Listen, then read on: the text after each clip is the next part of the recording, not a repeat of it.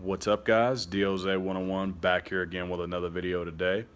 Alright, this video, I'm not gonna lie, is gonna be very somber, and it's something that 10 years later I still cannot believe happened. Yesterday, June 24th, 2017, was the 10-year anniversary of the Benoit tragedy. However, some people would consider that today, because today, 10 years ago, we all found out about it.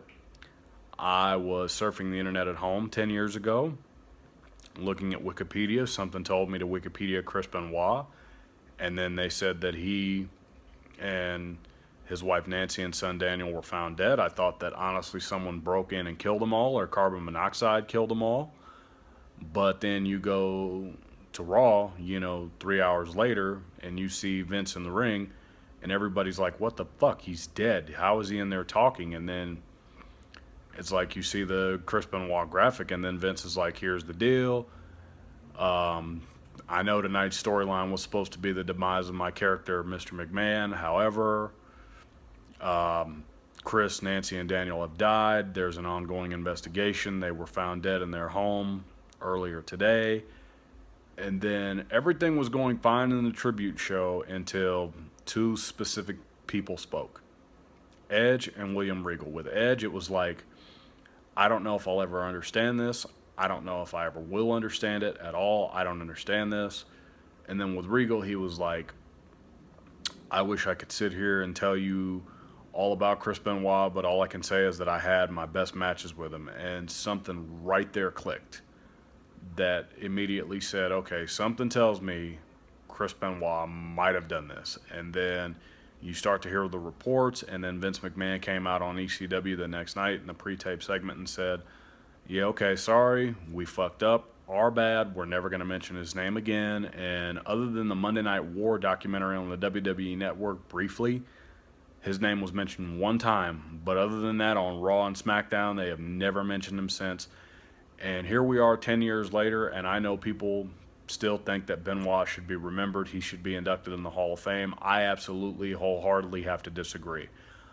Benoit should never be mentioned again. Benoit should never, ever be inducted in the Hall of Fame. It's one thing if you're going to have all his matches on the WWE Network, because it is weird that, it would be weird.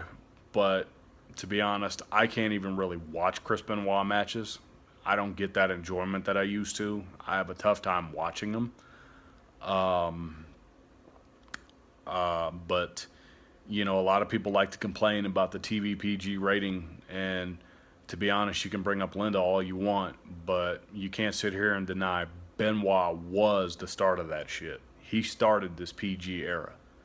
Whether you want to admit it or not, he was a key factor. You can bring up Linda McMahon's Senate run all you want, but Benoit, those chair shots and those headbutts that he did, that's what set him off. And then alcohol abuse, and I'm sure he took pain pills just like lots of other wrestlers did. And, some guys smartened up, some guys didn't smarten up, some guys didn't get it.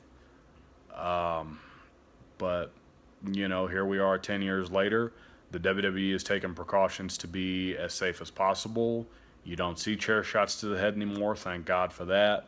We don't need any more wrestlers dying due to concussions. We don't need, wrestlers going crazy. Daniel Bryan is where he is because of concussions. Corey Graves is where he is because of concussions.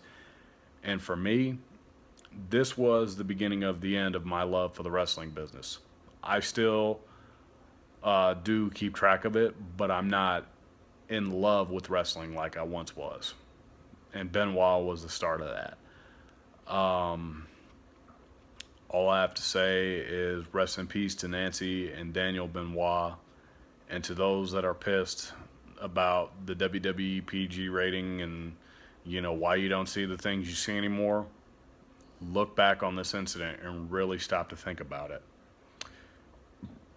Anyway, guys, this has been DOZ 101. Thank you all for watching. Peace.